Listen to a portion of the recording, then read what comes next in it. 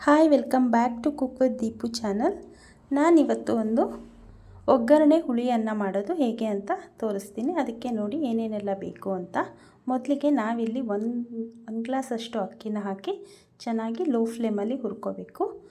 ಅಕ್ಕಿ colour change ಆಗೋವರೆಗೂ ಹುರ್ಕೋಬೇಕು ಮತ್ತು ಲೋ ಫ್ಲೇಮಲ್ಲೇ ಹುರ್ಕೋಬೇಕು. ಯಾಕೆಂದರೆ ಹೈ ಮಾಡಿದ್ರೆ ಅದು ಅಕ್ಕಿ ಸೀದೋಗೋ ಚಾನ್ಸಸ್ ಇರುತ್ತೆ. ಅದಕ್ಕೆ ಲೋ ಫ್ಲೇಮಲ್ಲಿ ಚೆನ್ನಾಗಿ ನೋಡಿ ಈ ಥರ ಕೆಂಪಗಾಗೋ ಅಷ್ಟು ಹುರ್ಕೋಬೇಕು.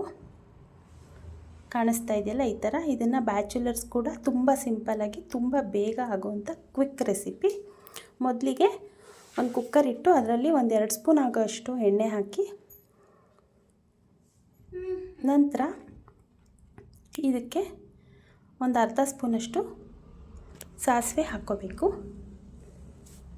ಆಮೇಲೆ ಇದಕ್ಕೆ ಹೆಚ್ಕೊಂಡಿರೋ 1-2 ಹಸಿಮೆಣಸಿನ್ಕಾಯಿ, ಕರ್ಬೇವಿನ ಸೊಪ್ಪು, ಈರುಳ್ಳಿ 3 ಹಾಕಿ ಒಗ್ಗರಣೆ ಹಾಕ್ಕೋಬೇಕು.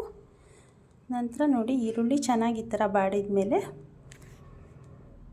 ಇದನ್ನು ಟ್ರಾವೆಲಿಂಗ್ ಎಲ್ಲಾದರೂ ಹೋದಾಗ ಸಹಿತ ಮಾಡ್ಕೊಂಡು ಹೋಗ್ಬೋದು ಈ ರೆಸಿಪಿನ. ಈಗ ಒಂದು ಅರ್ಧ ಸ್ಪೂನಷ್ಟು ಅರಿಶಿನ ಹಾಕ್ಕೋಬೇಕು. ನೋಡಿ ಈ ಥರ ಚೆನ್ನಾಗಿ ಇದಾದಮೇಲೆ 1-2 ಸ್ಪೂನಷ್ಟು ಹುಣಸೆ ಹುಳಿನ ಹಾಕ್ಕೊಂಡು ಈಗ ಒಂದು ಸ್ವಲ್ಪ ಬೆಲ್ಲ ಹಾಕ್ಕೋಬೇಕು.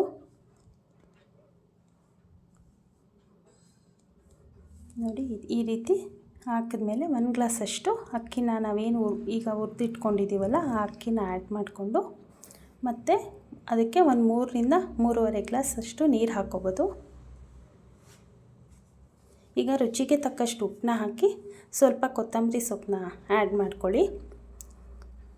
ನೋಡಿ ಈ ರೀತಿ ಒಂದು ಕುದಿ ಬಂದಮೇಲೆ ನಾವೀಗ ಕುಕ್ಕರ್ ಮುಚ್ಚಳ ಮುಚ್ಚಿ 1-2ರಿಂದ 3 ವಿಷಲ್ ಹಾಕ್ಸ್ಕೊಳ್ಳಿ.